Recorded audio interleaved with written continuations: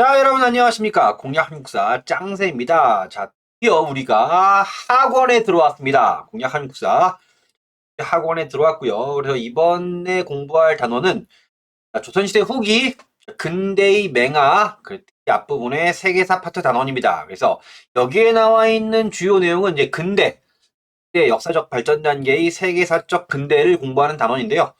뭐 여기 자체는 시험에 나오는 부분은 아니기 때문에 수를 빡빡 치면서 공부하실 필요는 없는데, 근데 이후에 뭐 일제 강점기나 그다음에 현대 파트 넘어갈 때 뭐 1차 대전이랄까 그다음에 제국 열강의 뭐 식민 탈전 이런 것들을 이해하려면 근대에 대한 이해가 있어야 돼요. 그래서 여기는 뭐 교양 수준으로 좀 가벼운 마음으로 좀 들어보시면 되겠습니다. 그다음에 다음 단원에서 뭐 식민지 쟁탈전하고 그다음에 뭐 근대를 좀 늦게 추진한 독일과 기존의 영국과의 뭐 충돌 이런 얘기할 때 그러니까 이해할 수 있기만 하면 돼요. 그 정도로만 알아두시면 되겠습니다. 자, 그럼 교재를 통해서 내용을 살펴볼게요. 자, 근대식 성장 보시면 근대 사회로의 이행은 동양보다 서양이 앞섭니다. 그래서 이제 근대 개념 자체를 만든 것 자체가 서양 애들이고, 자, 그래서 어떤 거야?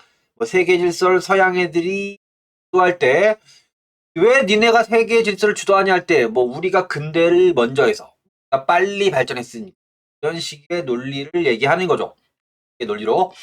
자, 이거 근대 자체가 하나의 담론입니다.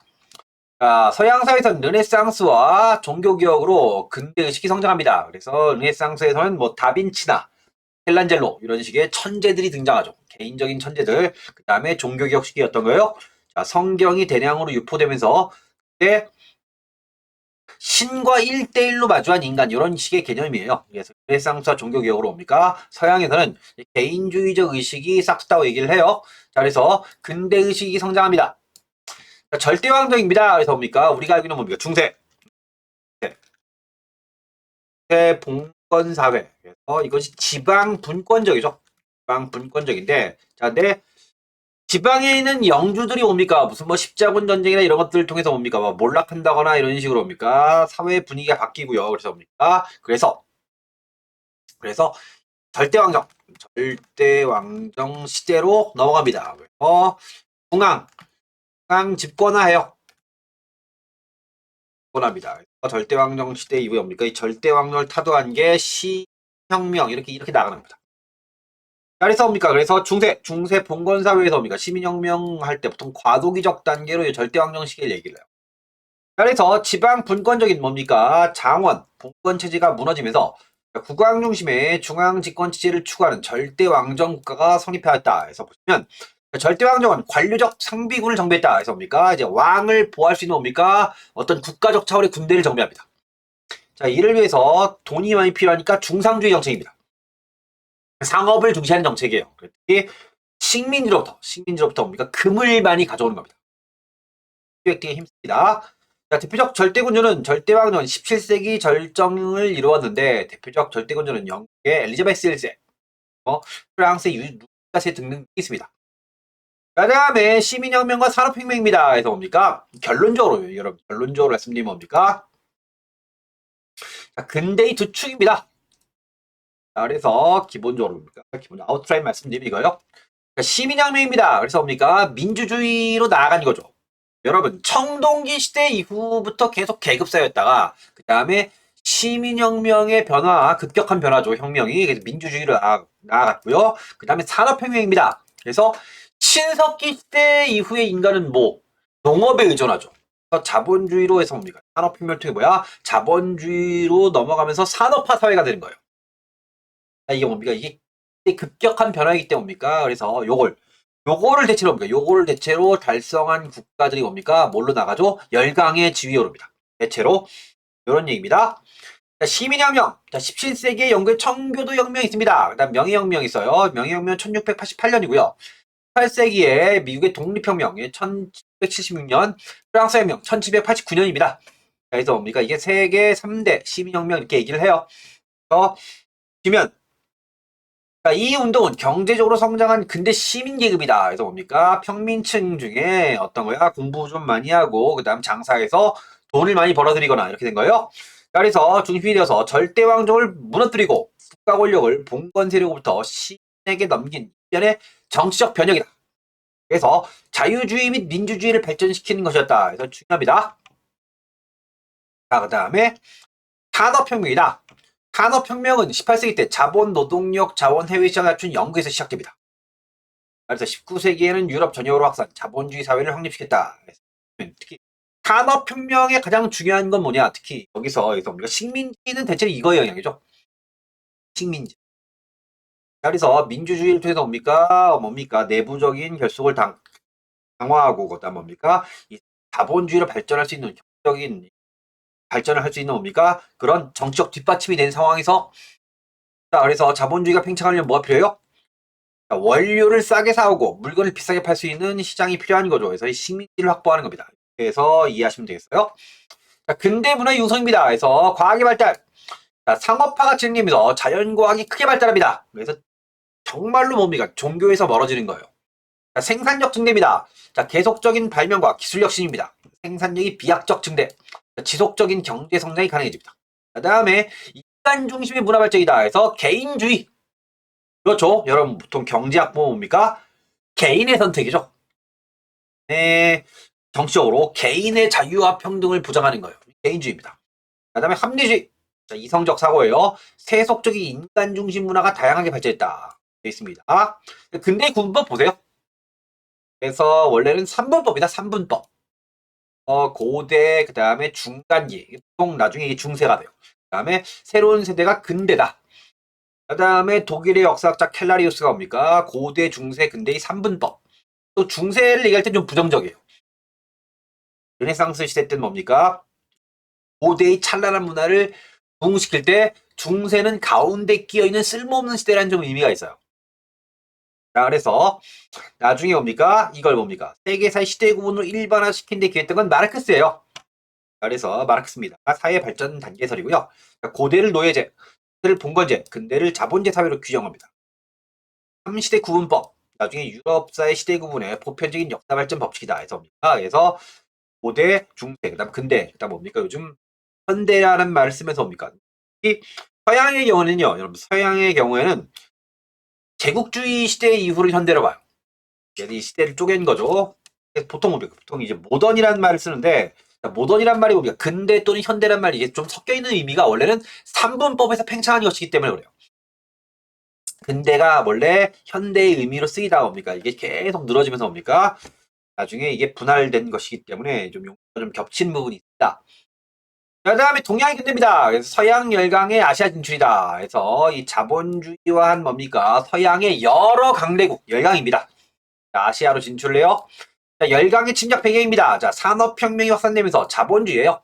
자, 국력을 증강시킨 서양의 열강은 후적으로 진출하게 합니다. 자, 그래서 서양의 근대화는 상대적으로 동양 사회에 위협을 주었다. 그래서 뭡니까? 특히 이 당시에는 과학 기술이 발전하면서 교통과 통신 발전하잖아요. 그래서 동해안 지역까지 오는 게 예전엔 굉장히 멀었는데 그게 단축되는 거죠. 동력선 이런 걸 쓰면서 그래서 뭡니까? 이 기술 발전, 통신의 발전이 뭡니까?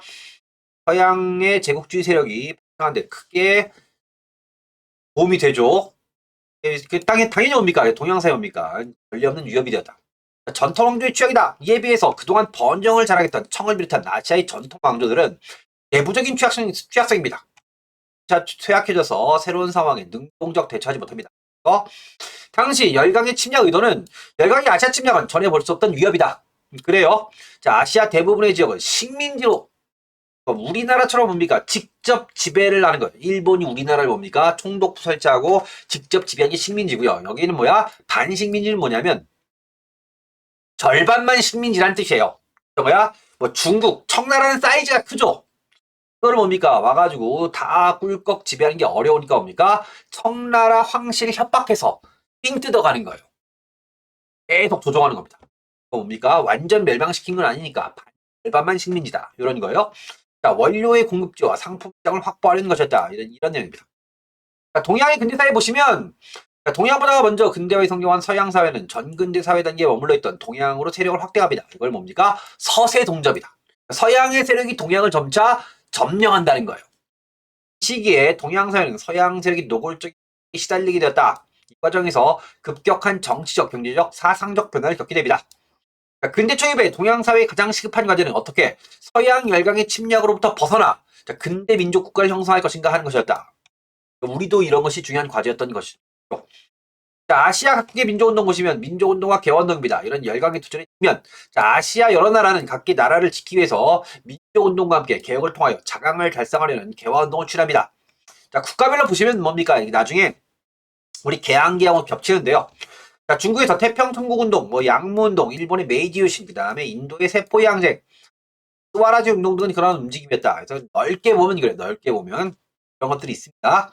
자, 동해안 근대화의 한계입니다. 식민지로 전락. 자, 아시아 여러 나라들은 각기 나라를 지키기 위한 민족운동을 전개하였음에도 불구하고 자, 강력한 무력을 앞세운 서양 열강에게 마침내 복속됩니다. 대부분 식민지로 전락합니다.